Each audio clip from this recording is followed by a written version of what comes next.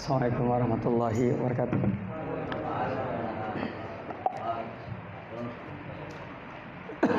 Innal hamdalillah nahmaduhu wa nasta'inuhu wa nastaghfiruh.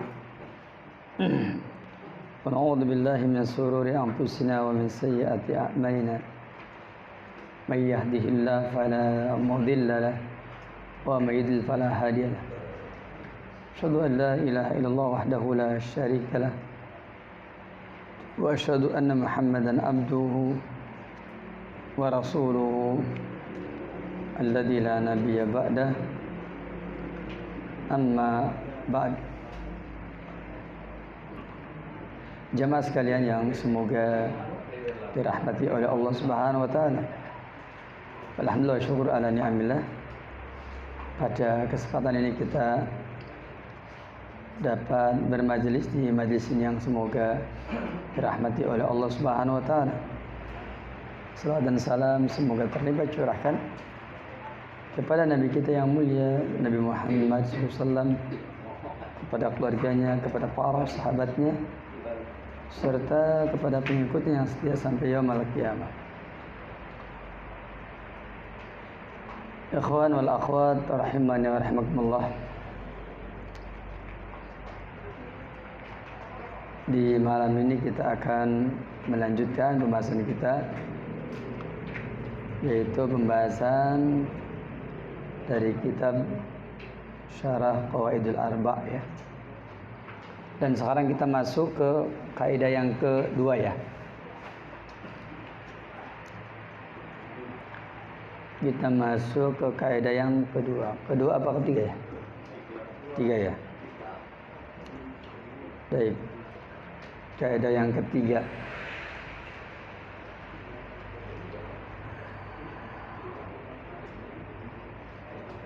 Al-qaidatu tsalitsah, kaidah yang ketiga. Anna Nabiy sallallahu dhahara ala unasin mutafariqin fi ibadatihim. Sesungguhnya Nabi sallallahu ya memperlihatkan dakwahnya kepada orang-orang yang bermacam-macam cara ibadahnya. Nabi SAW yakni memperlihatkan dakwahnya, menampakkan dakwahnya, mengidharkan dakwahnya kepada orang-orang yang bermacam-macam ibadahnya. Berarti umat Nabi Muhammad yang didakwah ini mereka juga ahli ibadah. Minhum man ya'budul malaikat, di antara mereka ada yang menyembah malaikat. Wa minhum man ya'budul anbiya was salihin. Ada juga di antara mereka yang menyembah para nabi dan orang-orang yang saleh. Wa minhum man ya'budul asyjar wal ahjar. Di antara mereka juga ada yang menyembah pepohonan dan bebatuan. Wa minhum man ya'budul syamsa wal qamar. Di antara mereka juga ada yang menyembah matahari dan bulan. Wa qatalahum Rasulullah sallallahu alaihi wasallam. Namun semuanya diperangi oleh Rasulullah SAW. Padahal mereka itu menyembah, padahal mereka itu beribadah. Menyembah malaikat diperangi, penyembah para nabi dan orang soleh diperangi, penyembah pepohonan dan bebatuan diperangi, penyembah matahari dan bulan diperangi. Walam yufarriq bainahum, dan tidak membeda-bedakan di antara mereka. Tidak dibeda-bedakan, semuanya apa? Semuanya diperangi, tidak dibeda-bedakan, semuanya diperangi.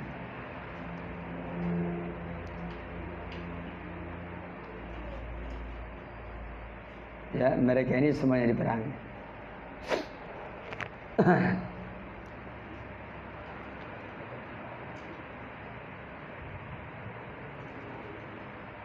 Adapun apakah dalilnya? Maka diterangkan wa dalilu qauluhu ta'ala, dalilnya adalah firman Allah Ta'ala di dalam surah Al-Anfal ayat 39. Allah berfirman wa qatiluhum hatta la takuna fitnatu wa yakuna ad-dinu kulluhu lillah. Apa kata Allah? Perangilah oleh kalian mereka semua hatta la takuna fitnah, sehingga tidak ada lagi fitnah. Wa qatiluhum hatta la takuna fitnah. Perangilah mereka sehingga tidak ada fitnah. Wa yakuna ad-dinu kulluhu lillah, dan agama seluruhnya milik Allah Subhanahu wa taala.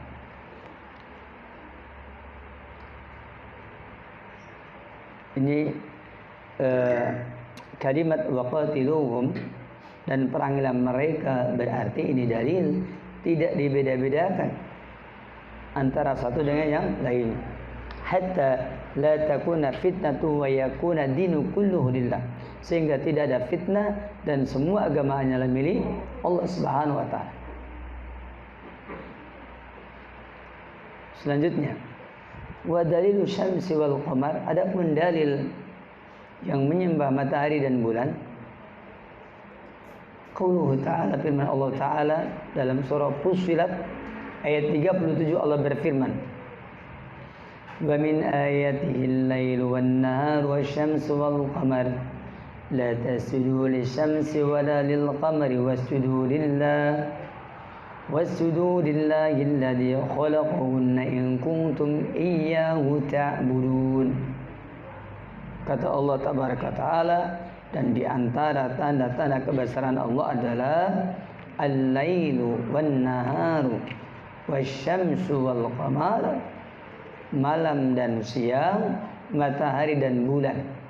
La tasjudu, janganlah kalian sujud, janganlah kalian bersujud li syamsi wala lil qamar, kepada matahari maupun kepada bulan.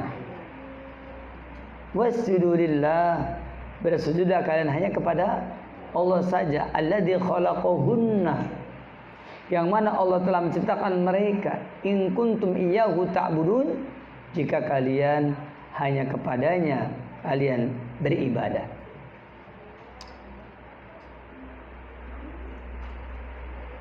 Kalimat la tasjudu lisyamsi wala lil qamar adalah larangan, dan hukum asal larangan adalah haram. Wasjudu lillah, dan sujudlah hanyalah kepada Allah saja. Ini al-amru, kata ulama ahli ilmu usul, ya, al-amru bisyai'i nahyun an diddi, memerintahkan sesuatu sama dengan melarang kebalikannya. Memerintahkan sujud kepada Allah saja, maka melarang sujud kepada selain Allah, di antaranya jangan sujud kepada matahari dan jangan sujud kepada bulan. Wasjudu lillah, sujudlah hanya kepada Allah, alladzi khalaqahunna, yang mana Allah tabaraka wa taala telah menciptakan semua itu, in kuntum iyyahu ta'budun, jika kalian hanya kepada Allah kalian menyembah. Selanjutnya, wa dalilul malaika, adapun dalil malaikat, qauluhu ta'ala, firman Allah Ta'ala dalam surah Ali Imran ayat 80, Allah berfirman, wa la ya'murukum an tattakhidul malaikata wan nabiyyin arbaba, dan Allah tidak menyuruh kalian supaya kalian menjadikan malaikat dan para nabi sebagai arbaban, sebagai tuhan-tuhan, min dunillah, selain daripada Allah Subhanahu wa taala. Ini larangan menjadikan malaikat sebagai Tuhan, menjadikan nabi sebagai Tuhan. Ini terlarang.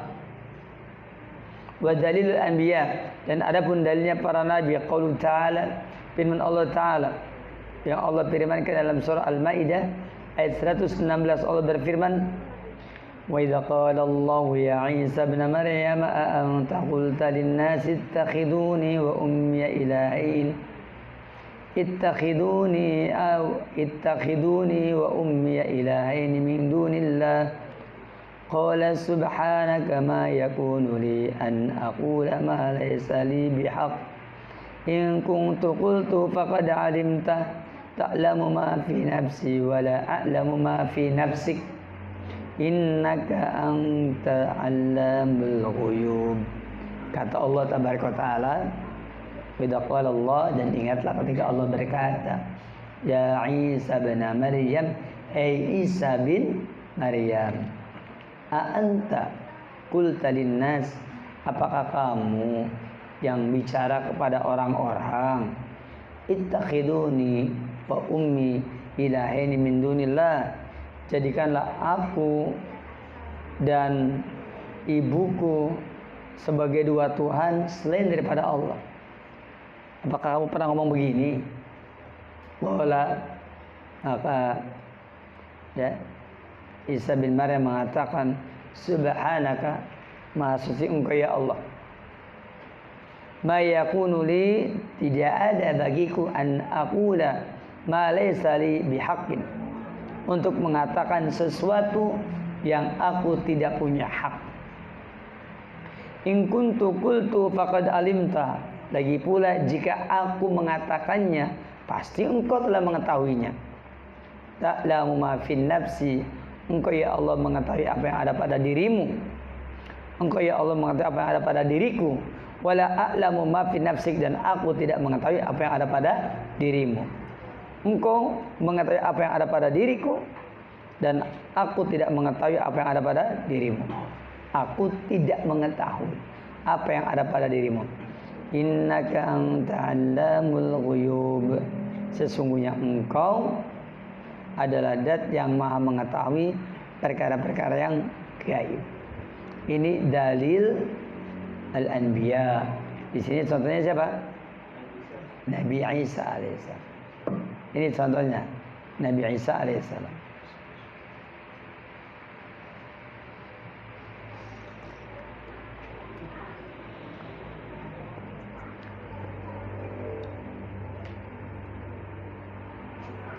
Selanjutnya, wa dalilus shalihin, dalil bahwa yang disembahnya adalah orang yang soleh. Kalau tadi yang disembahnya adalah para nabi. Qauluhu ta'ala, firman Allah ta'ala, ulaika alladhina yad'una yabtaghuna ila rabbihimul wasilah ayyuhum aqrabu wa yarjuna rahmatahu wa yakhafuna 'adzabah. Mereka itu adalah orang-orang yang yad'una, orang-orang yang menyeru, orang-orang yang berdoa. Yang dimaksud dengan yad'una adalah ya'buduna. Mereka adalah orang-orang yang beribadah. Yabtaghuna ila rabbihimul wasilah, yang mana mereka mencari wasilah untuk sampai kepada Rabb mereka. Yang menjadi masalah adalah al-wasilah yang tertera di dalam ayat Allah yang mulia ini oleh mereka. Yang dimaksud adalah orang yang sudah mati sebagai perantara dalam berdoa. Itu yang mereka pahami. Padahal yang benar adalah wasilah adalah semua amal soleh yang dapat mendekatkan kita kepada Allah Subhanahu wa taala. Ayyuhum aqrabu wa yarjuna rahmatah, siapa di antara mereka yang paling dekat dan mengharapkan rahmatnya. Wa yakhufuna adzaba, dan mereka takut terhadap azabnya. Dari keterangan ini maka kita tahu bahwa mereka mencari kepada Rabbnya wasilah adalah, yaitu mereka mencari orang-orang yang sudah mati dengan harapan orang tersebut bisa dekat kepada Allah, Nah, ini dalilus shalihin, dalilnya orang soleh.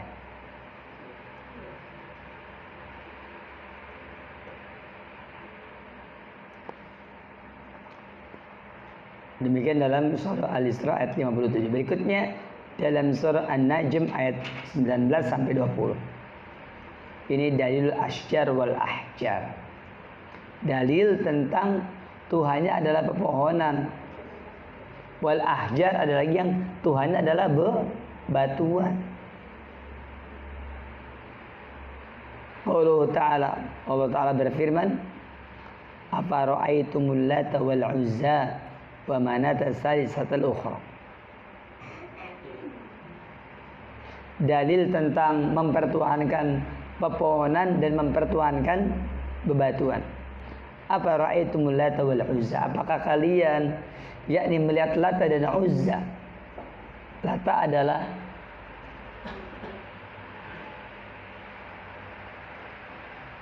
nama orang dahulu yang suka menumbuk sawit yang dibagi-bagikan kepada orang yang melaksanakan ibadah haji. Afara'aitumul Lata wal Uzza wal Uzza.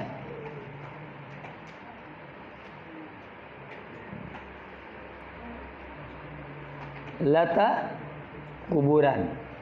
Lata berupa kuburan, Tuhannya orang kafir Quraisy Arab jahiliyah. Tuhannya berupa kuburan.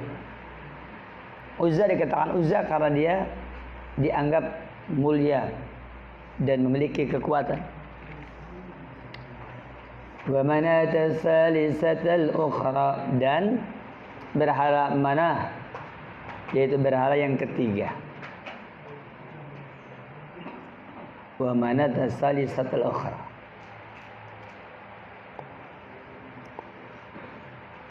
Ini dalil asjar, ya, wal ahjar, karena Tuhan Lata, Tuhan Uzza, dan Tuhan Manah itu ternyata tidak jauh. Ada yang terbuat dari asjar, ada yang dari al-ahjar.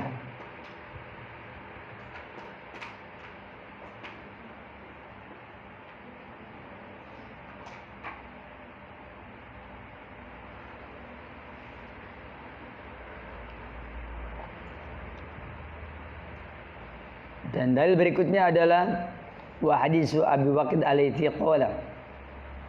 Hadis Laqid Al-Laythi.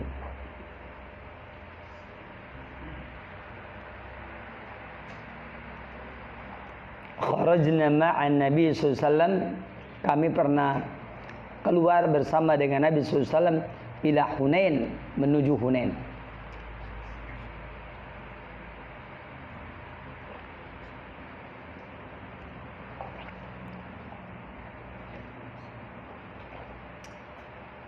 Kami pernah keluar menuju Hunain.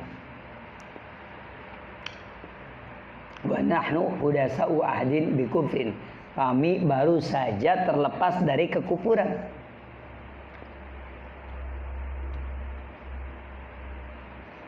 Artinya masih mu'alaf, masih belum kokoh agamanya.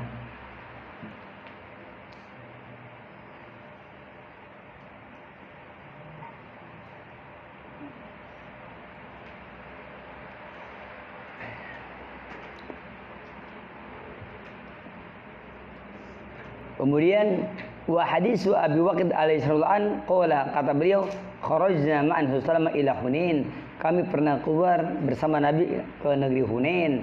Wa nahnu hudasa'u ahdin bi kufrin, padahal kami adalah orang anak-anak muda yang baru saja terlepas dari kekufuran, ya.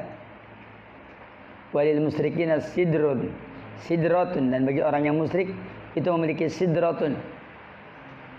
Kalau bahasa sekarang sih tempat menyimpan benda pusaka, tempat menyimpan senjata, begitu.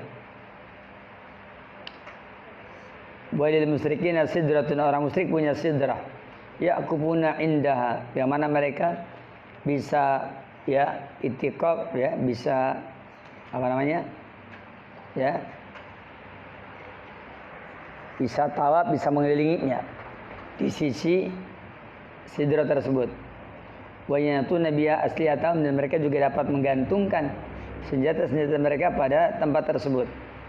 Yuqalu laha, maka dikatakan untuknya Datu Anwat.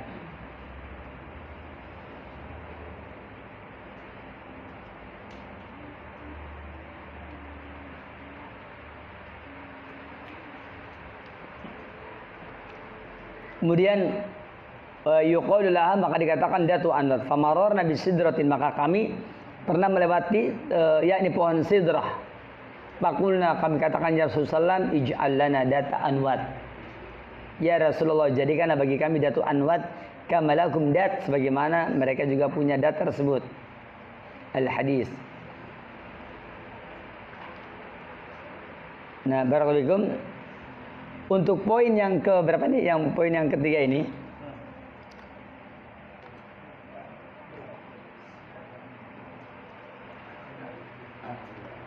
Maka ya,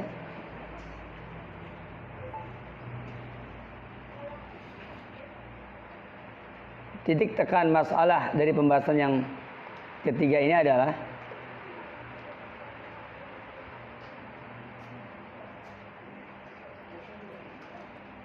bahwa Nabi Muhammad SAW itu diutus bukan kepada orang yang tidak kenal Tuhan, bukan. Mereka sudah kenal Tuhan.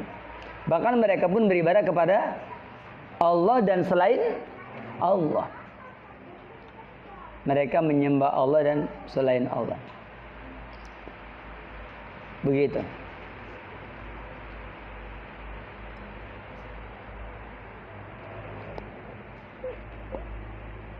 Nah, pada poin yang ketiga ini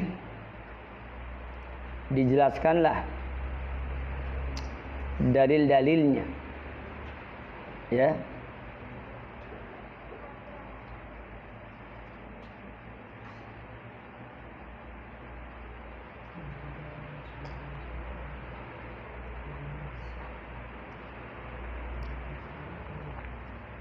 Di antaranya dalil, ya, yang berkaitan dengan masalah yang sedang kita bahas, yaitu yakni kesyirikan jenis yang keempat, yang ketiga. Apa itu kesyirikan jenis yang ketiga? Tadi kita sudah baca tentang kesyirikan jenis yang ketiga. Sampai dalilnya disebutkan. Dari mulai dalil umum sampai kepada dalil apa? Khusus. Begitu.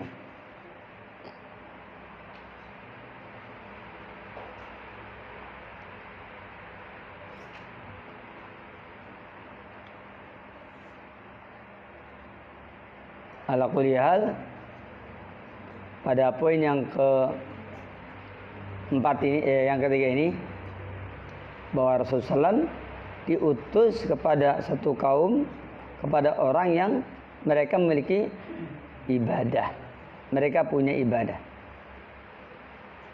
Bukan berarti mereka sama sekali tidak beribadah. Kata para penusara, annal ma'budat zamanal bi'sa kanat mukhtalifah, bahwasanya yang disembah di zaman diutusnya Nabi itu macam-macam. Falam takun maksuratan ala ibadatil asnam, dan mereka tidak melulu terbatas dengan menyembah berhala, tidak melulu. Bahkan abadal anbiya, ada yang menyembah nabi, ada. Wassolihin, ada yang menyembah orang soleh, ada. Wa ghairukum, yang menyembah, ya, yang lainnya ada. Wala hadza takunu al-ayat allati nazalat fi syirki ala umumiha. Maka atas dasar itulah ayat-ayat tersebut yang turun, ya, di masa kesyirikan secara umum, ya, maka dia meliputi setiap apa yang, ya, diibadahi selain daripada Allah Subhanahu wa taala. Dan dari sekumpulan semua itu, yakni yang disebut dengan ibadatus sholihin, yaitu beribadah kepada orang yang soleh, ibadatus sholihin. Yang keduanya, umumul amri bil qital, yaitu umum perintah tentang berperang, yakni biqitali kulli man ubida, ya, yaitu biqitali kulli man abada ghairallahi, yaitu orang yang menyembah, biqitali kulli man abada ghairallah, orang yang menyembah kepada, ya, untuk memerangi setiap orang yang menyembah kepada selain Allah. Sawa'un kanal ma'bud malakan atau nabiyan atau solihan. Sama saja apakah yang disembah ini adalah malaikat ataukah nabi ataukah orang soleh. Begitu pula butlanu maslaki ubadil kubur, yakni batilnya, ya, yang ditempuh oleh para penyembah kubur bi qasrihim al ayat, di mana mereka membatasi ayat alatina jalat fi syirki, bahwa ayat yang turun dalam kesyirikan ala ibadatil asal liyasugu biha, supaya mereka dapat memperlakukan dengannya ibadat sholihin, ibadah kepada orang yang soleh. Nah, ini poin yang ketiga yang barusan saya jelaskan. Barakallahu fikum ikhwan wal akhwat rahimani wa rahimakumullah. Setelah menerangkan ini, maka ya kita patut bersyukur kepada Allah Tabaraka wa Ta'ala, ya, karena penjelasan ini, ya, dianggap telah selesai pada poin yang ketiga, ya, pada poin yang ketiga. Dan ini secara singkat mudah-mudahan dimengerti, ya, secara singkat. Kemudian adapun yang yang keempat, ya, adapun yang keempat, yaitu anna musyriki jamanina agladu syirkan minal awwalin. Diterangkan bahwa orang-orang yang berbuat kesyirikan di zaman sekarang ini itu agladu syirikan minal awwalin, syiriknya lebih mughaladah. Tahu mughaladah? Iya, lebih berat, lebih besar minal awwalin daripada di zaman dahulu kala. Kenapa? Li'annal awwalina yusyrikuna fir rakha. Orang-orang zaman dahulu itu musyriknya itu kalau rokok, kalau senang-senang. Wa yukhlisuna fi syiddah, tapi kalau lagi susah mereka yakni mengikhlaskan kepada Allah. Wa musyriku zamanina, adapun ahli musyrik zaman sekarang ini syirkuhum daimun, syirik mereka bukan temporal tapi apa? Iya. Jadi musyriknya itu daimun, terus menerus, continue, tiada terhenti. Fir rakhai wa syiddah, pada saat rakha dan syiddah, yaitu pada saat apa? Leluasa maupun sempit. Pada saat sempat ataupun dalam keadaan sempit, terus orang zaman sekarang. Dalilnya adalah firman Allah Tabaraka wa Ta'ala, ya, yaitu di dalam Al-Quranul Karim,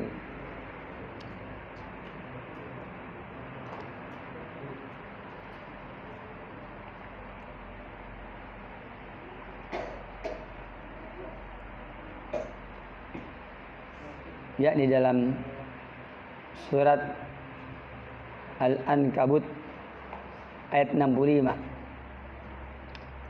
Wa dalilu qauluhu ta'ala fa idza raqibu fil fulki da'allaha mukhlishina lahu din falamma najahum ilal bari idahum yusyrikun. Dalam surah Al-Ankabut ayat 65 Allah berfirman, fa idza raqibu, apabila mereka raqibu fil fulki, apabila mereka berlayar fil fulki, yakni di apa tadi? Di ya, berlayar fil fulki dengan menggunakan kapal. Da'awullah, maka mereka berdoa kepada Allah mukhlishina lahuddin, dengan memurnikan ketaatan kepada Allah. Kenapa? Dia di kapal, dia di kapal. Dan kalau dia di kapal kan dia khawatir jatuh. Kalau di ketinggian khawatir jatuh, di air ya khawatir tenggelam. Fa'idha rakibu fil fulki da'awullaha mukhlishina lahuddin. Da'awullaha mukhlishina lahuddin falamma najahum falamma najjahum ilal barri idahum yusyrikun. Apabila mereka mengendarai fil fulki, mengendarai kapal. Apabila mereka mengendarai kapal, maka mereka berdoa kepada Allah mukhlishina lahuddin, dengan memurnikan ketaatan kepada Allah. Falamma najahum, maka ketika Allah selamatkan mereka ilal bar, ke daratan, idahum yusyrikun, mereka kembali musyrik.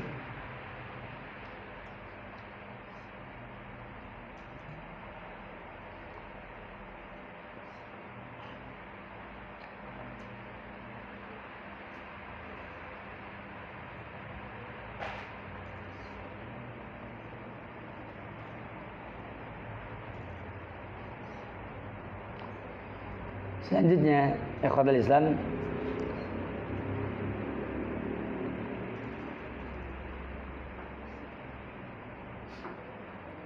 di pembatal yang keempat ini yang mana sebelumnya juga sudah ada penerangan mengenai pembatal-pembatal yang sebelumnya, yakni pembatal yang ketiga juga sudah diterangkan. Yang mana kalau saya ringkas dari empat pembatal ini, empat kesyirikan ini maka kalau kita ringkas, pertama bahwa kesyirikan model pertama yang diterangkan di dalam kitab ini, apa maksudnya? Kalau kita ambil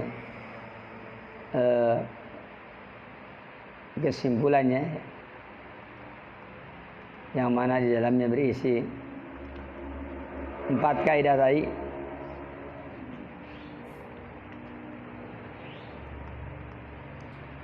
Maka diterangkan bahwa yang pertama, orang kafir yang diperangi oleh Rasulullah SAW itu adalah mereka mengaku kalau Allah Ta'ala itu pencipta, pemberi rezeki, yang mengatur alam semesta. Tapi keyakinan itu yang disebut dengan keyakinan tauhid rububiyah itu lam yudkhilhum fil Islam, tidak menyebabkan mereka bisa masuk Islam.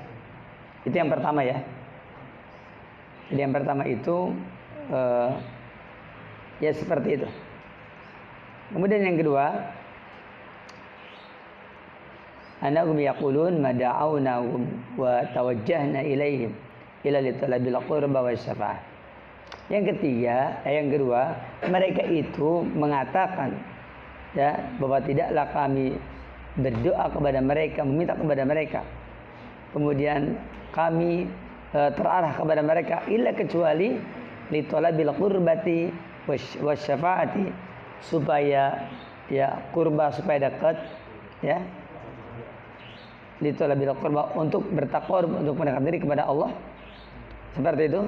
Syafaat dan juga pertolongan, seperti itu. Jadi orang musyrikin yang kedua ini adalah orang yang suka berdoa,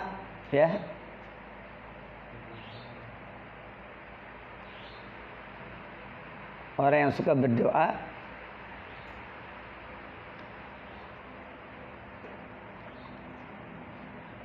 dan ini adalah poin yang kedua.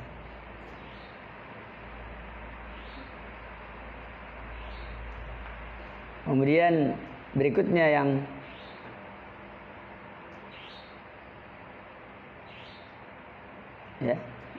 yaitu yang ketiga, bahwa Nabi SAW itu tampil berdakwah di hadapan orang-orang yang orang-orang itu sudah memiliki tata cara ibadah masing-masing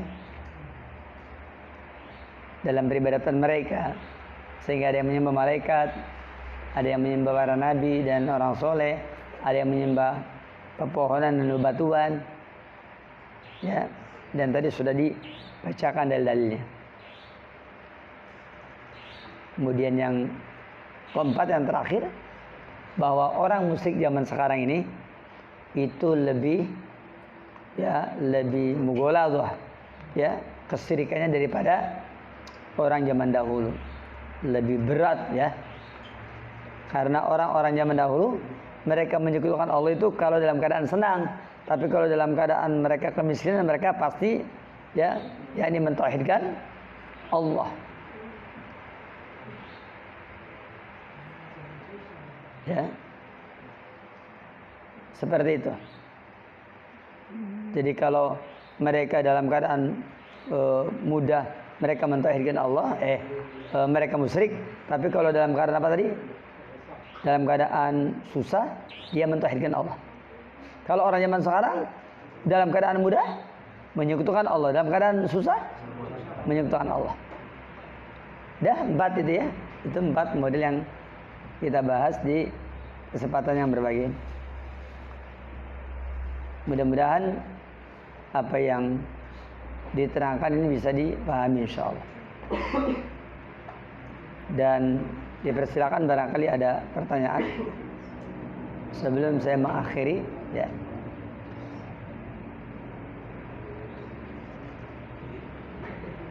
Ada 2 hal yang menarik. Annal awwalina la yusyrikuna wa la yad'una al malaikata wal awliya wal awsan illa fi halir rakha. Pertama, bahwa orang-orang zaman dahulu itu mereka tidaklah menyekutukan Allah dan tidak juga mereka berdoa kepada malaikat dan para wali serta al-awsan, yaitu berhala-berhala, ila kecuali fi halir rakha, itu dalam keadaan senang. Kemudian annal awwalina yad'una ma'adhi unasan muqarribina ilallah. Bahwasanya orang-orang zaman dahulu mereka menyeru kepada Allah ya, yaitu bersama dengan Allah, yakni orang-orang yang mereka didekatkan di sisi Allah. Berarti berdoanya kepada Allah, tetapi dia juga memiliki kesepakatan dengan ya, orang-orang yang memang ya, orang tersebut ya, tidak mau, atau orang-orang tersebut yakni orang-orang tadi itu ya oleh orang-orang zaman dahulu diserunya bersama dengan Allah, disebutkan namanya dan seterusnya. Mungkin yang disembah itu adalah nabi, wali, malaikat, atau juga pepohonan, atau juga bebatuan. Maka ini sama merupakan perkara yang terlarang dalam agama kita. Demikian, mudah-mudahan bermanfaat, mudah-mudahan berfaedah, dan dipersilakan barangkali ada pertanyaan. Wassallallahu ala nabiyina Muhammadin wa ala alihi wa sahbihi ajmain. Akhir da'wana alhamdulillahi rabbil alamin. Bismillahirrahmanirrahim. Assalamualaikum warahmatullahi wabarakatuh.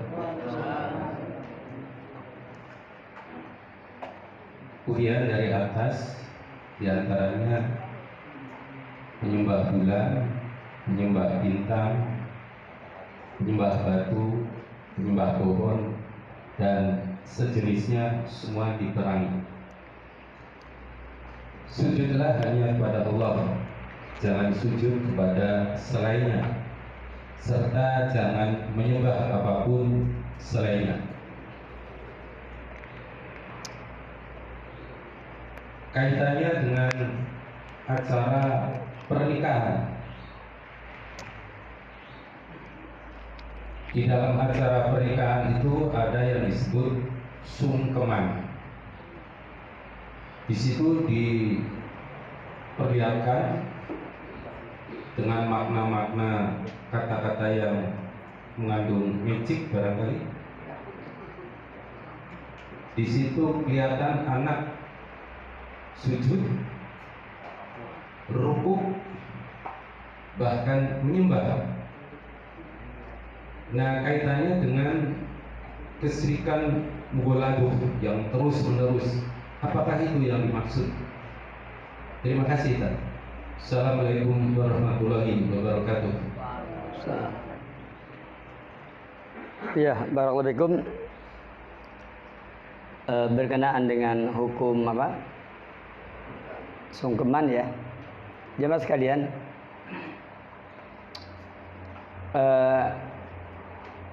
sebenarnya kalau kita membicarakan tentang suatu hukum, kita ambil contoh umpamanya hukum sungkeman yang tadi sudah ditanyakan.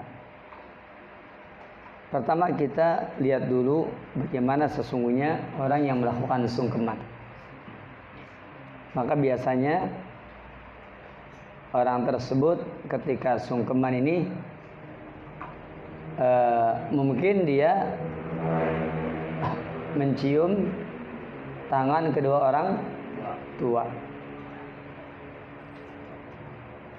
Ya, apakah boleh kalau umpamanya mencium tangan kedua orang tua dalam acara sungkeman? Maka diketahui bahwasanya takbilu yadil walid awil walidah, bahwa mencium tangan ayah dan atau ibu, aba'ahu ba'du al-ulama, sebagian ulama membolehkan, wa man'ahu akharun, dan ulama yang lain melarang. Ya, yang sebagian membolehkan, yang sebagian melarang.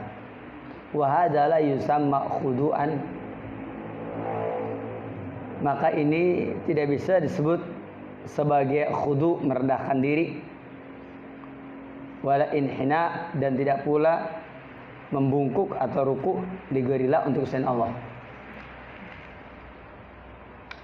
Ini tidak bisa disebut seperti itu, li'annahu lam yaqsidil inhina li ghairillah, karena dia tidak bermaksud untuk apa? Iya, tidak bermaksud untuk ya beribadah kepada selain Allah Subhanahu wa ta'ala.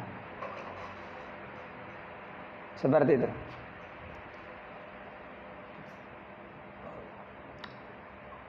Jadi ini tidak punya niat seperti tadi. Li'annahu lam yaqsid al-inhina li ghairillah. Dia tidak bermaksud ya bahwa al-inhina, yakni itu ruku tersebut ya, al-inhina membungkukan seperti ruku itu li ghairillah, untuk selain Allah. Walakin al-aula ya an yuqabbila ya ra'saihima, tapi yang paling afdol, yang lebih utama maksudnya, yakni hendaklah mencium apa? Mencium kedua kepala orang tuanya. Yang menjadi masalah, kalau di Arab dicium kepala orang tua itu merasa senang. Kalau di kita dicium ke kepalanya ngomongnya dog-dog, muntapnya. Jadi itu ada tidak beres ya. Begitu. Jadi yang utama ya itu adalah mencium kepalanya. Qala al-Imam Malik yaqul, Imam Malik berkata, inna taqbilal liyad, mencium tangan, huwa as-sajda as-sughra, adalah sujud kecil-kecilan. Itu menurut Imam Malik. Jadi takbilul yad, inna takbilal yad huwa as-sajdatu sughra. Mencium tangan ya, yakni maksudnya tangan orang tua, itu adalah sujud kecil-kecilan. Wal Imam Syafi'i yamna'u dzalik, sedangkan Imam Syafi'i melarang hal itu. Wa abaha ba'du ahli ilmi aydan, dan sebagian ahli ilmu juga membolehkan takbila yadil walidain, mencium tangan kedua orang tua, au yadil alim, atau mencium tangan ahli ilmu. Lakinnal aula, tetapi yang lebih utama ya tarku dzalika lillah, meninggalkan semua itu karena Allah. Fataqbilu ra'si ummika, maka mencium kepala ibumu, au ra'si abika, atau mencium kepala bapakmu, afdalu, itu lebih afdal ya, lebih utama. Wala ba'sa, dan tidak mengapa, wallahu a'lam. Demikian diambil dari fatwa Samatul Syekh Abdullah bin Humaid ya, yang tadi sudah saya bacakan. Berkenaan dengan apa tadi? Iya, sungkeman. Jadi begitu ya. Ya, yang tadi sudah dijelaskan, memang itu bagian yang diperselisihkan. Tapi kalau kita perhatikan ya, sebenarnya sih apa yang tadi dijelaskan itu intinya adalah bahwa yang lebih utama tidak terjadi al-inhina itu aja. Intinya tuh yakni adamul inhina, karena al-inhina maknanya ruku. Ruku itu disebutnya sujudu tahiyatin. Itu namanya sujud penghormatan atau sujud takrim, itu sujud memuliakan, itu al-inhina alias ruku. Nah, zaman dahulu ruku dan sujud ini, yakni ruku disebutnya sujud takrim atau sujud tahiyat, sedangkan sujud disebutnya sujudul ibadah. Sujud ibadah terlarang selama-lamanya. Sujud takrim, sujud al-inhina, membungkukkan alias ruku, itu dulu pernah dibolehkan. Seperti di zaman Nabi Yusuf alaihissalam. Namun kemudian di zaman Rasulullah SAW itu dilarang kembali. Makanya tidak boleh itu orang yang sujud seperti itu ketika dia salaman dengan orang tuanya. Makanya tadi katakan apa? Hendaklah dia mencium apanya? Kenapa? Supaya tidak sujud. Kalau mencium kepala mah jadi jinjit, bukan sujud, bukan ruku tapi jinjit. Begitu barangkali ya. Wallahu taala a'lam. Tadi pertanyaannya cuma satu atau berapa ya Pak? Satu ya, tentang sungkeman ya. Baik. Jadi bisa dipahami ya inti masalahnya ya. Bismillahirrahmanirrahim. Assalamualaikum warahmatullahi wabarakatuh. Tadi diterangkan bahwa orang-orang zaman sekarang itu kemusyrikannya lebih mughaladhah, lebih berat daripada orang-orang dahulu. Kira-kira apa yang menyebabkan orang-orang sekarang itu lebih mughaladhah? Apa penyebabnya, faktor-faktornya? Padahal sekarang kan orang lebih cepat mendapatkan ilmu, lebih luas keilmuannya. Itu kira-kira faktor apa yang bisa menyebabkan orang-orang zaman sekarang itu lebih mughaladhah kesyirikannya? Itu dan memang kalau lebih banyak ilmunya biasanya lebih mughaladhah biasanya. Karena banyak ilmunya jadi gampang ngahampura maneh gitu kan. Memaafkan diri sendiri kan biasanya kalau orang berilmu begitu. Tenang aja lah, salah juga bisa minta maaf. Tenang, salah juga bisa tobat. Udah tahu kok jampeknya kan begitu. Ya, kesyirikan juga begitu. Tenanglah, kesyirikan juga tinggal tobat aja. Ya, karena Allah kan mengampuni semua orang berbuat dosa termasuk kesyirikan. Begitu ya. Justru mughaladhah itu ya timbul karena itu. Tapi yang diterangkan dalam kitab ini, sebab mughaladhahnya adalah karena mereka itu kesyirikannya permanen, firrakhai wasyiddah, dalam keadaan sempat ataupun sempit, dalam keadaan mudah atau dalam keadaan susah begitu. Itu sebab mughaladhahnya. Adapun orang zaman dahulu kenapa disebut tidak mughaladhah? Karena mereka itu yakni musyriknya musiman. Kalau musim sempat musim musyrikan, kalau musim sempit musim ikhlas begitu. Itu orang musyrik zaman dahulu ya. Demikian barangkali ya. Wallahu taala a'lam. Iya. Acara rasulan itu pengalamannya gimana? Rasulan yang diadakan masyarakat. Acara rasulan itu adalah acara anak perempuan. Perempuan dan laki juga ada. Kalau laki-laki biasanya bukan rasulan ya, disebutnya khitanan. Nah, rasulan biasanya. Kalau rasulan anak perempuan. Itu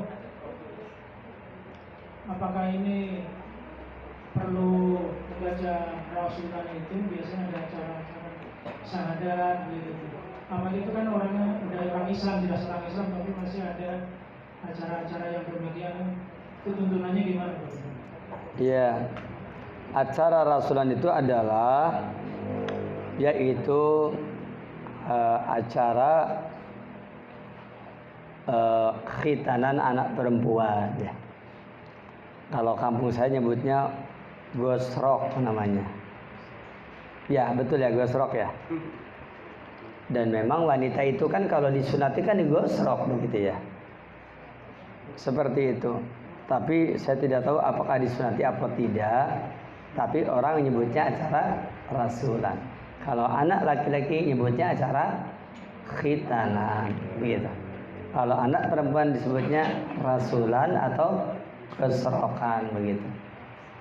Tentang acara khitanan, apakah ada walimatul khitan anak laki-laki? Di dalam hadis riwayat Imam Ahmad disebutkan bahwa kata para sahabat Nabi, kami di zaman Rasul tidak suka menghadiri undangan walimah khitan. Gitu. Kami tidak suka menghadiri undangan walimah khitan. Itu di dalam hadis riwayat Imam Ahmad. Tetapi para ulama kita berpendirian bahwa memang undangan walimah khitan yang tidak dihadiri itu menurut sebagian qaul itu adalah walimah khitan anak perempuan. Ya, walimah khitan yang tidak dihadiri adalah walimah khitan anak perempuan. Adapun walimah khitan anak laki-laki mereka tetap menghadiri. Ya, itu yang dijelaskan oleh para ahli fikih. Kemudian Al-Imam An-Nawawi ta'ala dalam kitab beliau Syarhu Sahih Muslim, Imam Nawawi mengatakan bahwa undangan khitan ya, yakni termasuk khitan wanita, itu disebutnya al-isti'dzar. Al-isti'dzar itu adalah menyampaikan uzur. Jadi maksudnya untuk memberitahukan kepada orang bahwa anak saya sudah terkhitan. Jadi itu sebenarnya bukan walimah, karena walimah itu adanya pada walimah nikah. Maka walimatul khitan itu disebutnya al-isti'dzar. Seingat saya fatwa Syekhul Islam Ibnu Taimiyah, beliau membolehkan adanya walimah khitan tersebut. Kan yang namanya boleh itu bukan harus kan, dan juga bukan afdol, tapi ya boleh saja. Sebagaimana kata Imam Nawawi tadi, ini istiqdar, ini mah hanya pengen ngasih tahu bahwa anak saya sudah dikhitan. Itu barangkali tentang walimatul khitan menurut pandangan para ulama. Wallahu taala a'lam. Ya. Apa makna dari Datu Anwat? Datu Anwat itu adalah nama pohon ya. Jadi nama pohon yang ada pada waktu itu. Itu nama pohonnya Datu Anwat. Begitu. Itu nama pohon yang ada di kala itu. Dan kita harus tahu bahwa nama pohon Datu Anwat itu kenapa kenapa ada pohon yang digunakan seperti itu? Jawabnya, itu memang pohon yang digunakan oleh orang-orang kafir Quraisy untuk menyimpan senjata. Jadi orang kafir Quraisy mereka menyimpan senjata di pohon yang namanya Datu Anwat begitu. Seperti itu. Adapun tentang makna anwat, yakni syajaratun Datu Anwat. Ya, anwat dari kata-kata nato. Nato ya nitu atau nato ya nutu.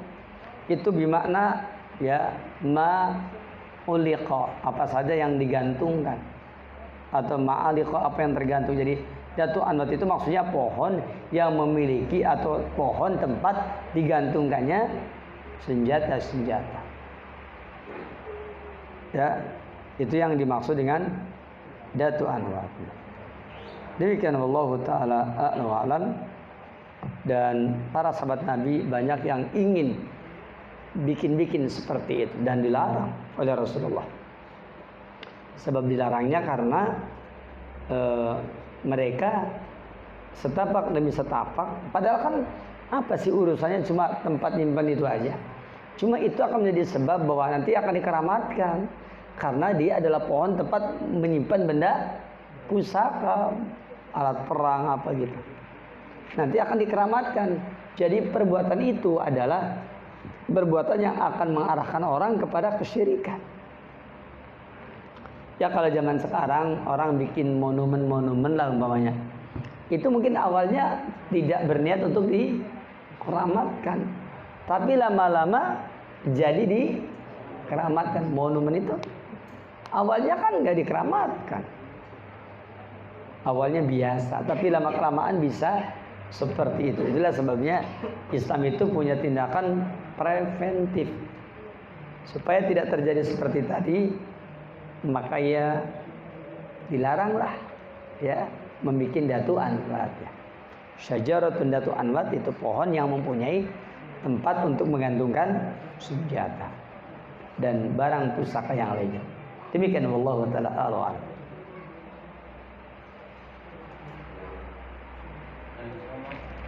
Ya. Ini hukum daripada memasang susuk yang terbuat dari emas. Itu kadang-kadang oleh orang yang pintar itu yang memasangnya. Iya, barakallahu fikum. Sekarang itu ada jual beli burung untuk dilombakan. Ada lagi yang menjual toket sampai seharga 400 juta. Kalau ukurannya memenuhi syarat, itu 400 ribu itu 30 cm. Dan orang-orang yang ngerti juga yang transaksi, tapi belum terjadi. Untuk apa katanya tokek yang 400 juta? Obat ya? Terus di akhir zaman ini masih adakah tiket masuk surga tanpa hisab itu, Ustaz, dan bagaimana syarat-syaratnya? Saya barakallahu ada 3 kali ya tadi ya. Yang pertama tadi susuk ya, pasang susuk. Jemaah sekalian, pasang susuk itu tidak bisa sembarangan. Harus oleh ahli pasang susuk. Dan ahli pasang susuk itu rata-rata kahin. Kenapa? Karena pasang susuk itu memiliki motif-motif tertentu. Orang pasang susuk di bibir biar senyumnya manis. Orang pasang susuk di atas alis biar kerlingan matanya duhai, begitu kan?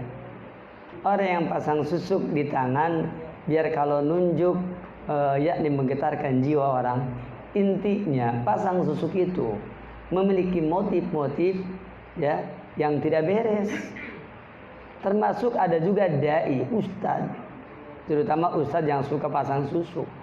Di mana? Yakni di dekat bibirnya. Supaya apa? Supaya ceramahnya lancar. Begitu. Tidak pernah keceletot begitu. Nah ini yang seperti ini tentu tidak dibenarkan. Karena memang apa?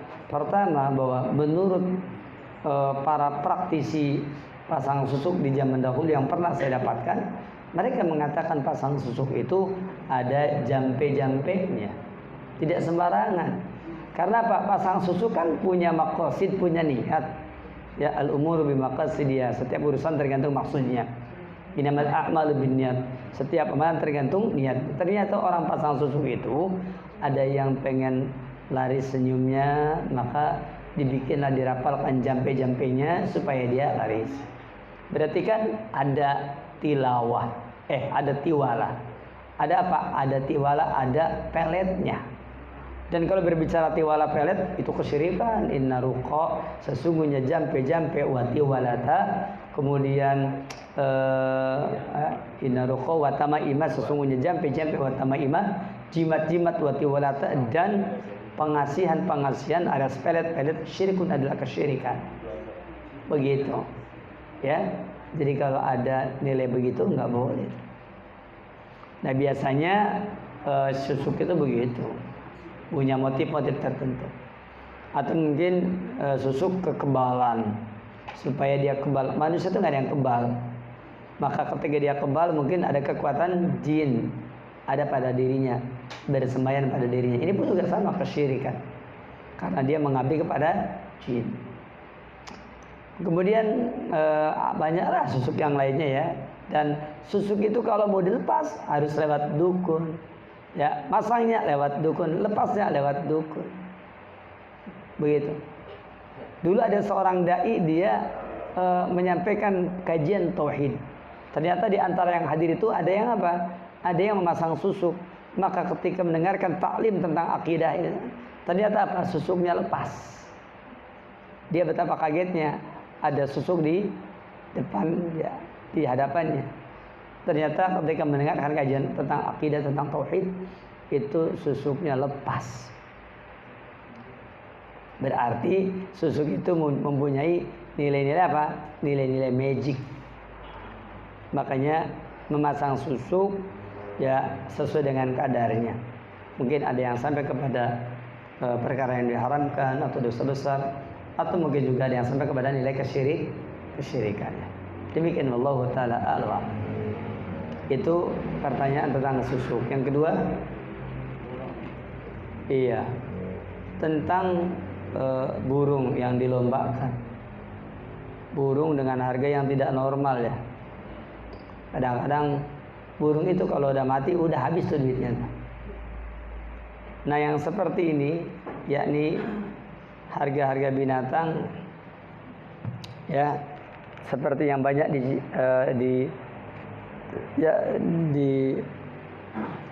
diperdagangkan di Indonesia ya, dengan beraneka ragam ini, maka rata-rata yang harga burung itu nggak normal itu rata-rata mengandung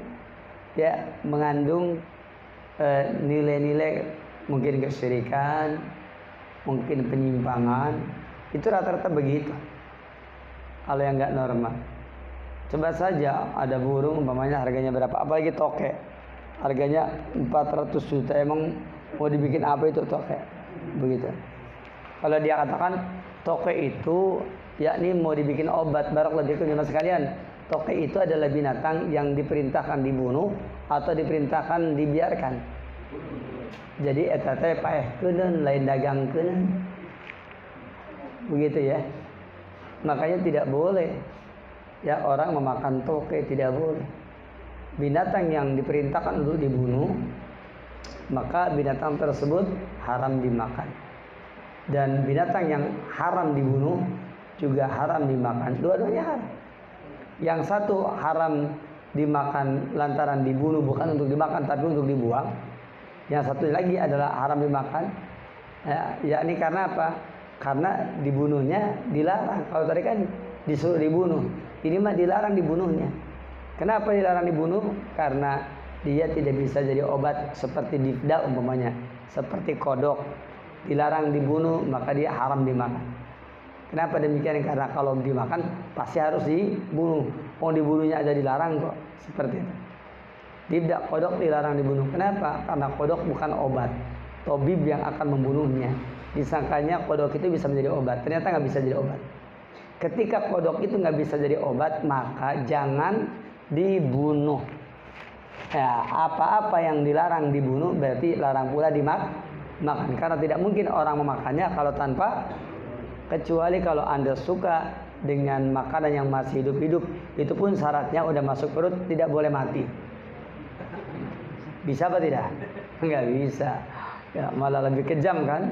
Ya, kenapa? Binatang hidup ditelak begitu kan? Itu lebih kejam lagi begitu. Begitu barangkali untuk poin yang kedua ya. Wallahu taala a'lam.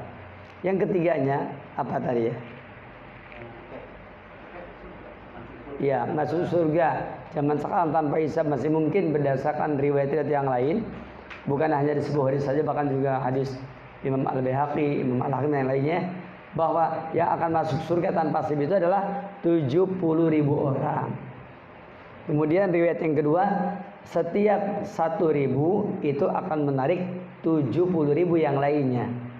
Jadi 70 kali 70.000 yaitu 4 juta ya, 900.000. Kemudian setelah itu kata Rasulullah SAW, 3 kali cedukan tangan Allah. Tinggal dihitung 4.900.000 jiwa orang ya, ditambah dengan 3 cedukan tangan Allah. Kata Umar bin Khattab, seperti yang dinukil oleh Syekh Al-Bihlali dalam kitab Wahatul Iman, beliau mengatakan bahwa ya Allah, aku memohon kepadamu mudah-mudahan aku ada pada salah satu dari 3 cedukan itu.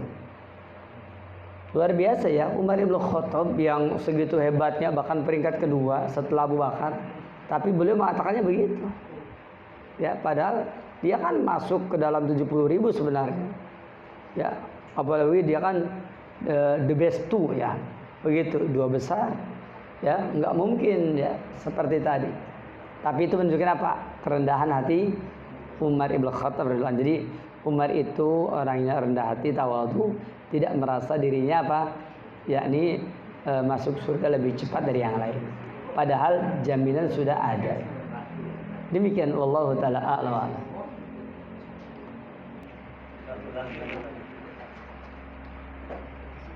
Dakwah amal ma'ruf nahi munkar itu kan pahala besar. Nah, terus bagi yang mempunyai orang alim itu dakwanya dengan hujah dan dalilnya. Dakwanya mujahid dengan pedangnya.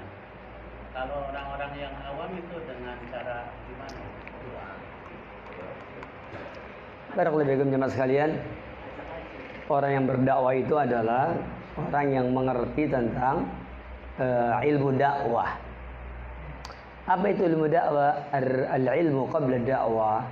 Maka berilmu sebelum berdakwah. Warifku inda dakwah.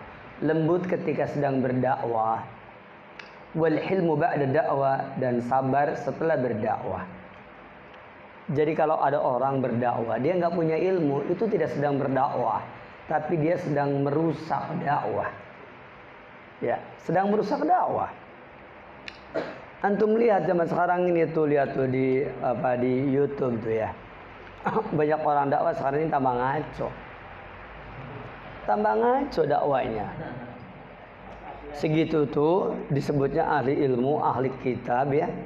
Tapi tambah ngaco. Dakwanya tambah ngaco. Umpamanya mereka itu mendakwahi Wahabi lah, umpamanya begitu.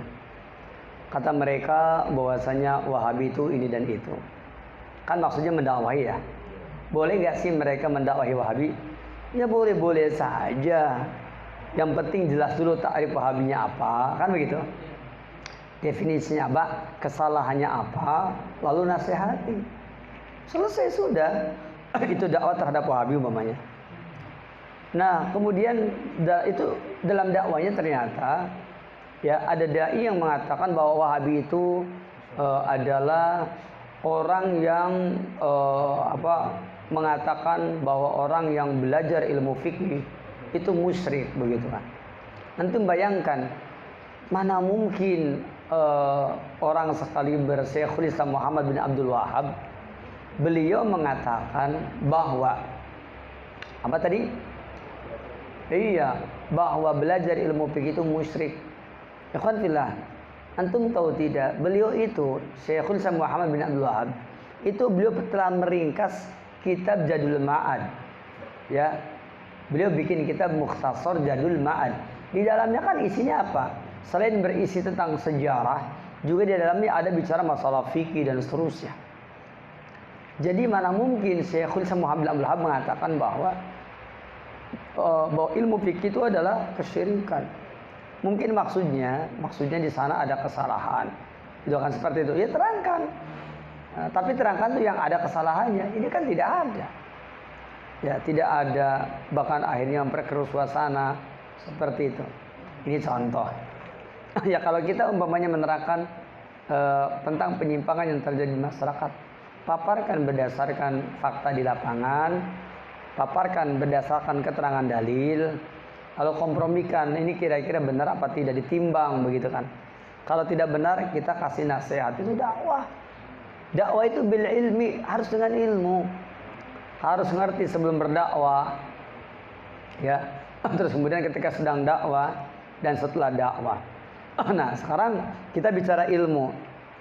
Ilmu dalam dakwah apa? Yaitu ilmu pertama adalah siapa yang harus berdakwah. Ya, maka jawabnya yang berdakwah itu adalah yakni orang yang memiliki ilmu. Orang yang berdakwah. Tanpa memiliki ilmu, maka orang yang berdakwah dengan tanpa ilmu lebih banyak merusaknya daripada memperbaikinya. Ya, lebih banyak apa? Merusaknya daripada memperbaikinya. Yang keduanya, orang yang berdakwah ada dua macam, berdakwah kepada orang yang dibawa kekuasaannya dan berdakwah kepada orang yang tidak dibawa kekuasaannya. Maka ini namanya ilmu da'inya. Da'inya harus apa?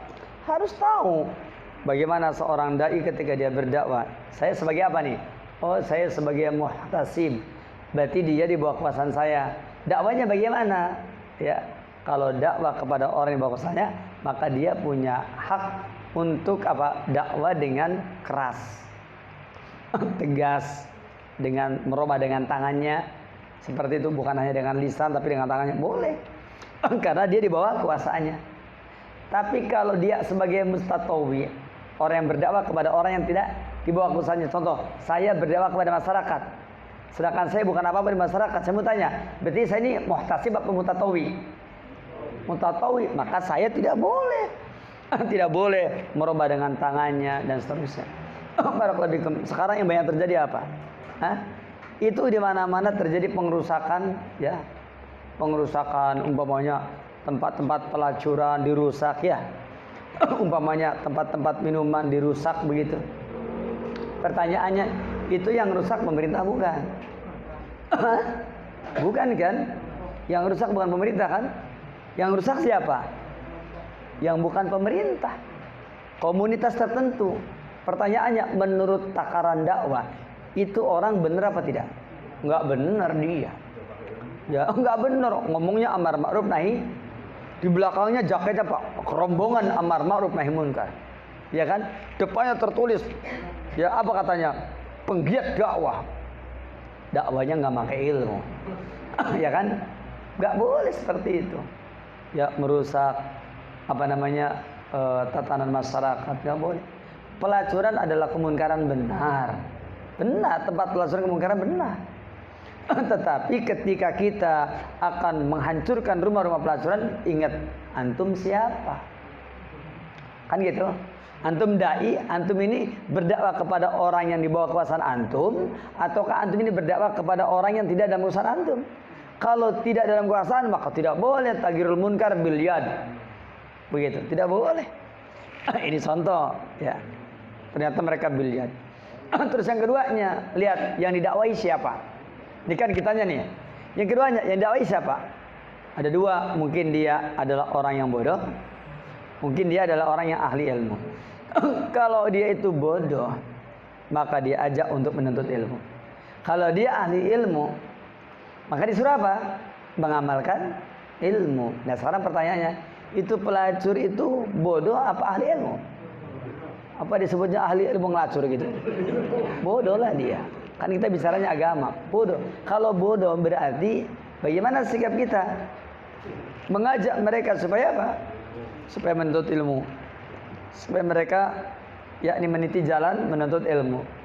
Meninggalkan perkara yang bertentangan sebagai pribadi yang penuntut ilmu. Begitu. Ini main obrak-abrik. Apakah beres? Tidak. Dihancurkan tempat pelacuran, maka para pelacuran ya atau orang-orang pelacuran ini lah mereka bubar dan bikin praktek-praktek di sepanjang desa, ya kan? Seperti itu. Yo, bikin apa namanya? Bikin markas baru. Ya. Markas baru. Seperti itu. Pertanyaannya, selesai apa tidak? Ini akibat apa? Dakwah yang tidak pakai ilmu. Seperti itu, dakwah yang tidak pakai ilmu. Makanya siapa yang didakwahi? Ya, seperti itu. Yang ketiganya, yakni uslub dakwah. Dakwah bil hikmah wa mau'izatil hasanah wa jadilhum billati ahsan. Dan jidal dengan jidal yang syadid, yaitu ketika menghadapi orang yang memang harus keras dengan dalam perdebatan.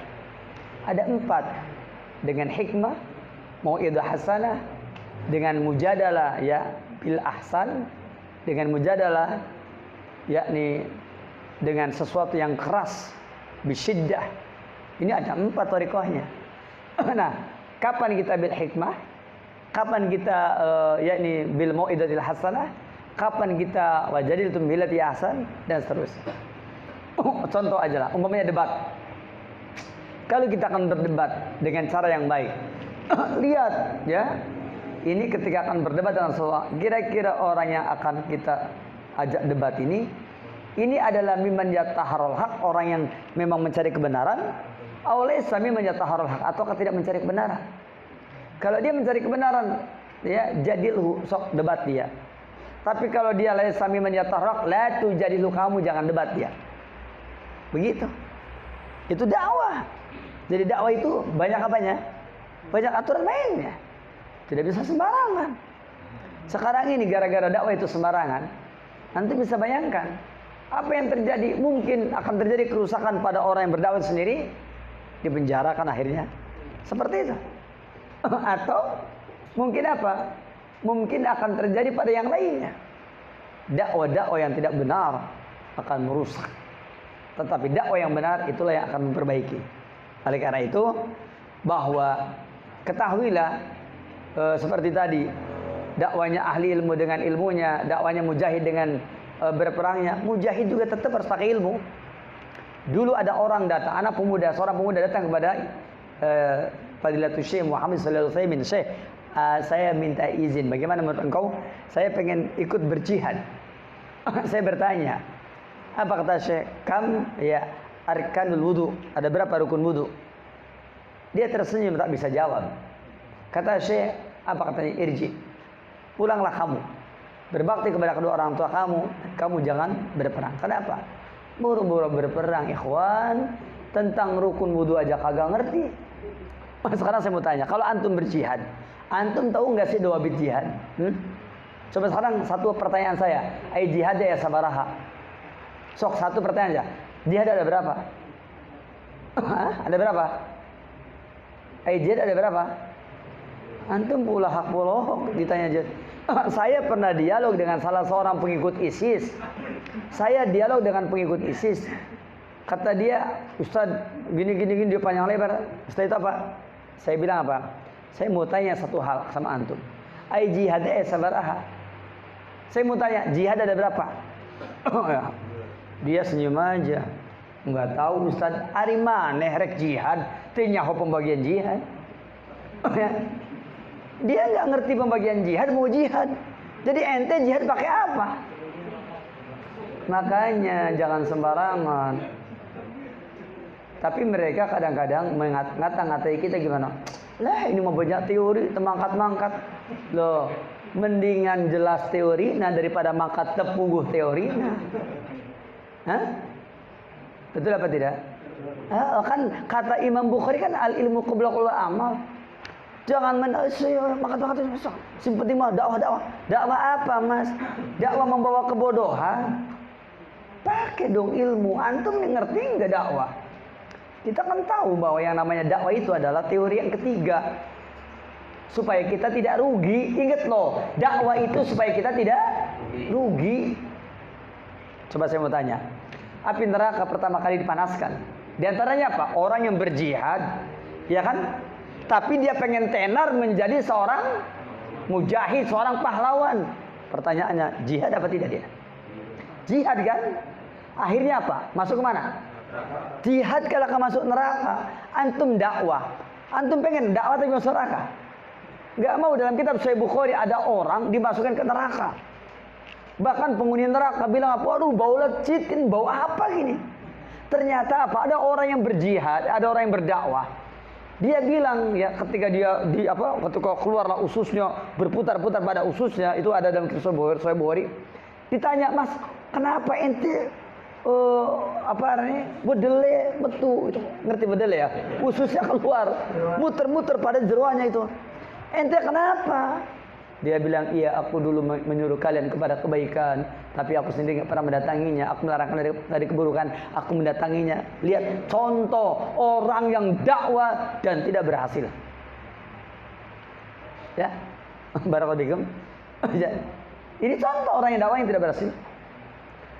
Kalau orang berdakwah tidak berhasil, maka cirinya tidak berhasil adalah karena dai-nya itu sendiri masuk neraka. Antum bisa lihat dalam kitab Fathul Majid, yaitu syarah kitab syarah Kitabul Tauhid. Disebutkan bahwa ada nabi yang datang lenggang kangkung tanpa pengikut. Ada nabi yang datang pengikutnya cuma 1, ada nabi yang datang pengikutnya cuma 2, ada nabi yang datang pengikutnya cuma 4, ada nabi yang datang pengikutnya cuma 8, 12. Dan ada juga yang banyak. Saya mau tanya, para nabi dan rasul yang sekian banyaknya ini, mereka itu sukses apa tidak dakwahnya? Apa sebab suksesnya? Dai-nya sendiri masuk surga. Barakallahu fikum. Ya ikhwanul akhwat, a'azakum. Dakwah itu adalah ibadah. Kalau saya sedang ceramah begini, sedang apa ini? Yang penting banyak mustaminya ataukah benar dakwahnya? Benar dakwahnya. Mustami mak rek hiji, rek dua, rek loba, eta mah taya masalah. Ya, mustami kita nanaon itu kan. Ya. Apalagi sekarang kan bisa streaming sorangan gitu kan. Itu tinggal tempelkan di eta kan, di dunia maya gitu kan. Itu kan. Ya enggak? Begitu dakwah itu. Jadi dakwah itu ikhwan, yang disebut dakwah sukses itu bukan karena pengikutnya banyak, pendengarnya banyak, bukan. Kalau nggak salah ceramah saya yang di Bandung itu sempat dipotong dibikin jenggel apa sih yang jenggel kayak itu tuh? Apa namanya? Kalau yang potongan terus jenggel ya? Apa namanya? Bukan ganjel, jenggel. Hah?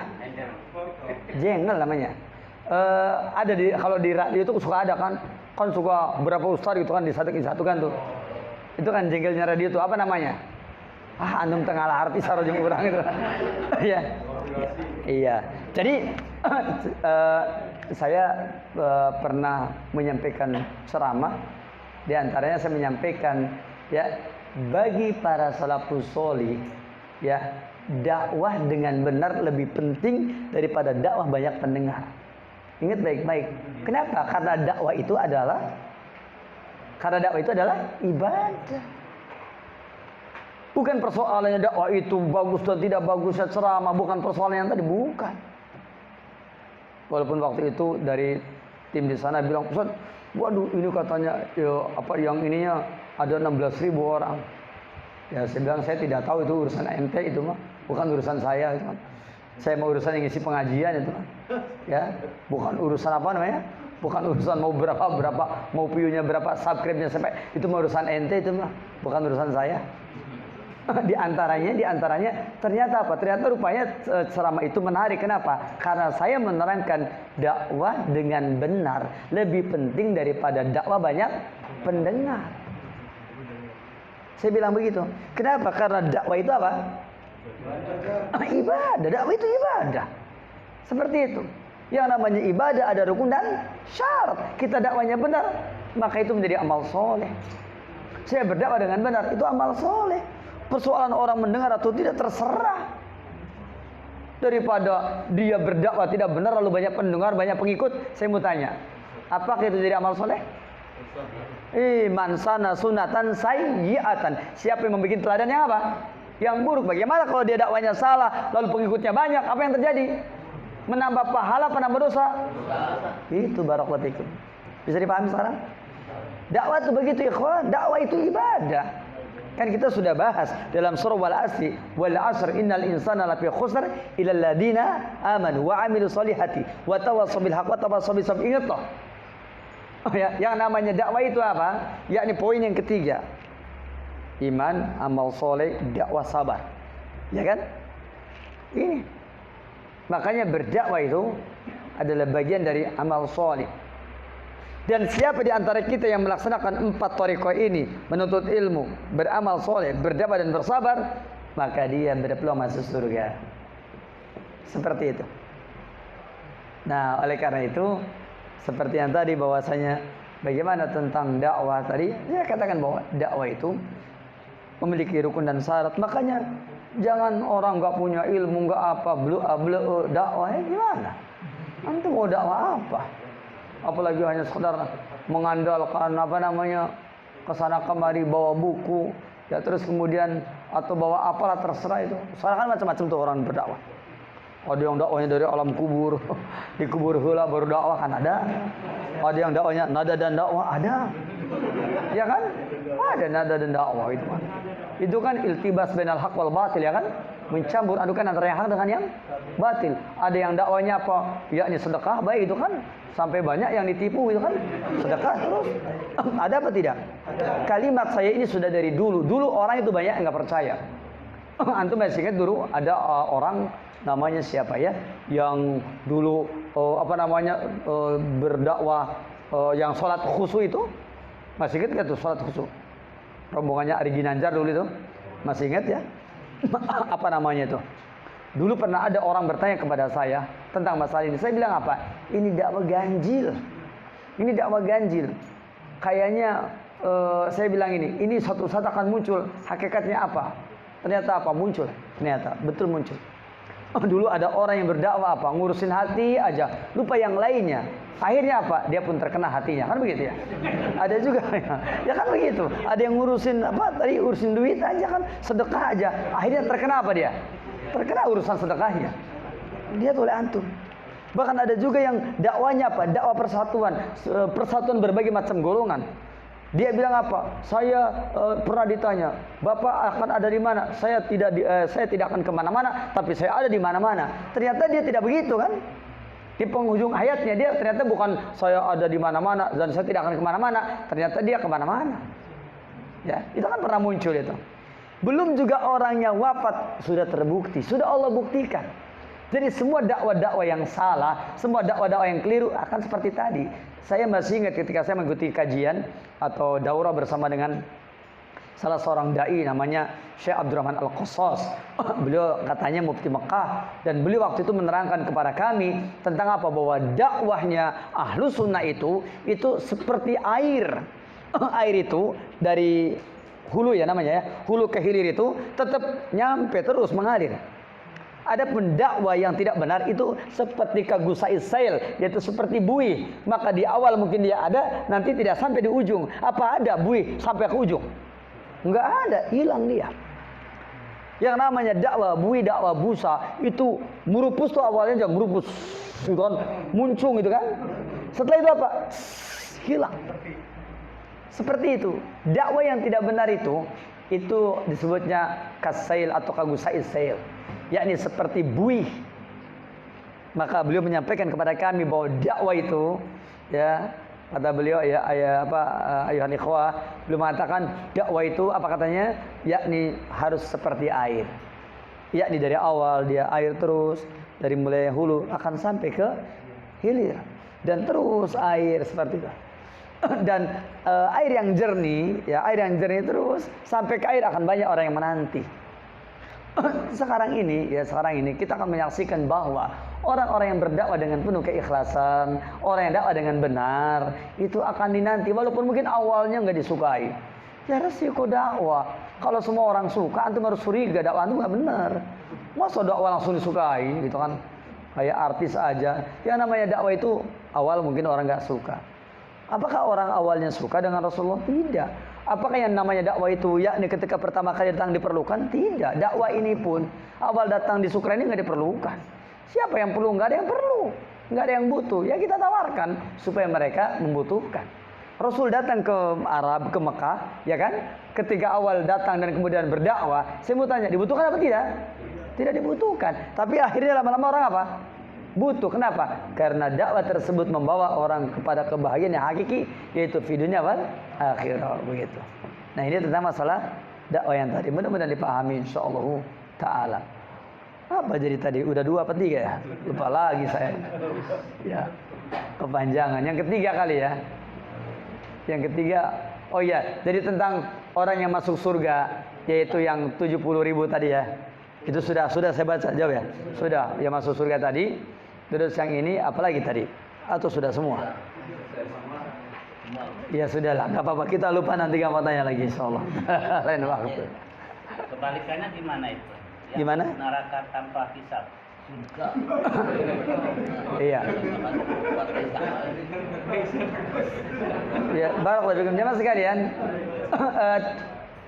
Antum harus tahu bahwa orang yang masuk neraka itu, yakni ada 3 golongan. Ada 3 golongan.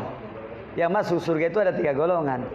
Ya, satu, yakni ada orang yang masuk. Jadi ini, umat Nabi Muhammad itu menjadi 3 golongan. Jadi kalau tadi pertanyaannya yang masuk neraka tanpa hisab begitu, jadi maksudnya masuk neraka itu bukan urusan kita.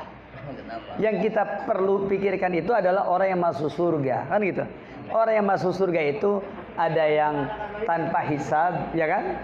Itu masuk surga tanpa hisab. Yang keduanya ada lagi yang masuk neraka, masuk surga itu jadi dengan hisaban yasiron, dengan hisab yang ringan. Ada lagi yang ketiga dengan hisaban sakilan. Kalau tanpa hisab yang tadi, yang 70.000 itu, yang mana setiap 1.000 menarik 70.000 lagi. Kemudian ditambah dengan 3 kali cedukan tangan Allah. Itu yang pertama. Yang keduanya, yang masuk surga dengan hisab yang ringan adalah yakni dengan cara diperiksa catatan amalnya, lalu setelah itu Allah berlalu begitu saja, yakni memaafkan dia. Tentu kita sangat ingin seperti ini. Makanya doa kita kan Allahumma hasibni hisabai yasira. Kita tidak berbicara ya Allah masukkan aku surga dengan tanpa hisab, itu terlalu tinggi. Speknya terlalu tinggi. Ya, makanya kita doanya Pak Allahumma hasibni hisabai yasira. Jangankan kita, Bung Aisyah aja yang soleh, Aisyah adalah yang istri Rasulullah SAW, doanya tadi Allahumma hasibni hisabai yasira. Dia tidak berdoa ya Allah masukkan aku tanpa hisab ya Allah, terlalu tinggi ya. Allahumma hasibni hisabai yasira. Yang tadi speknya terlalu tinggi. Nah, kemudian yang ketiga ada lagi orang yang masuk surga dengan hisab yang berat, yakni masuk neraka dulu. Begitu, masuk neraka dulu. Nah, ini tiga-tiganya adalah umatnya Nabi Muhammad SAW. Summa awrasnal kitab baladina stafa'na min ibadina wa minhum dzalimun li nafsi wa minhum muqtasidun wa minhum sabiqun bil khairat biidznillah. Ini sedang menceritakan 3 umat Nabi Muhammad SAW. Ada yang masuk surga tanpa hisab, ada yang masuk surga dengan hisab yang ringan, dan ada lagi masuk surga dengan hisab yang berat. Yang dimaksud hisab yang berat adalah masuk neraka dulu. Adapun masuk surga dengan hisab yang ringan tidak masuk neraka. Tetapi ada hisab yang ringan, yaitu disebutnya al-ardu, dengan cara diperlihatkan catatan amalnya, kemudian setelah itu dia dimaafkan dan Allah berlalu begitu saja. Dan ada lagi beberapa penjelasan mengenai hisab yang ringan seperti itu. Adapun tadi pertanyaan Mbak, adakah yang masuk neraka dengan tanpa apa? Dengan tanpa hisab? Jawabannya itu bukan urusan kita. Itu urusan mereka, yaitu orang-orang kafir, orang-orang munafik. Kan kita tahu bahwasanya tidaklah seorang hamba yakni menginjak sirat, ya kan? Maka sebelum dia terpleset, dia sudah diapain? Ditanya dulu tentang ilmunya, kan begitu. Tentang umurnya dihabiskan untuk apa, tentang hartanya diambil dari mana, kan ditanya itu kan. Nah, kalau orang-orang kafir, orang-orang munafik begitu datang juga kepleset langsung apa? Ke neraka dia kan. Seperti itu. Jadi yang begitu mah enggak usah dibahas. Oh, itu mah mereka. Ya biarin aja. Adapun kalau orang yang beriman, maka mereka ada yang lewat as-sirat terbebas dengan tanpa terkena cabikan sama lain. Ada lagi yang lewat sirat tercabik-cabik namun dia tidak terpental terus. Ada lagi masuk neraka ke sirat, ternyata dia tercabik-cabik dan akhirnya mental masuk ke neraka. Inilah yang terkena hisaban saqilan begitu. Itu barangkali saya kira cukup insyaallah taala. Semoga bermanfaat, semoga berfaedah. Wassallallahu ala nabiyina Muhammadin wa ala alihi wa sahbihi ajmain. Akhir da'wana alhamdulillah, wassalamualaikum warahmatullahi wabarakatuh.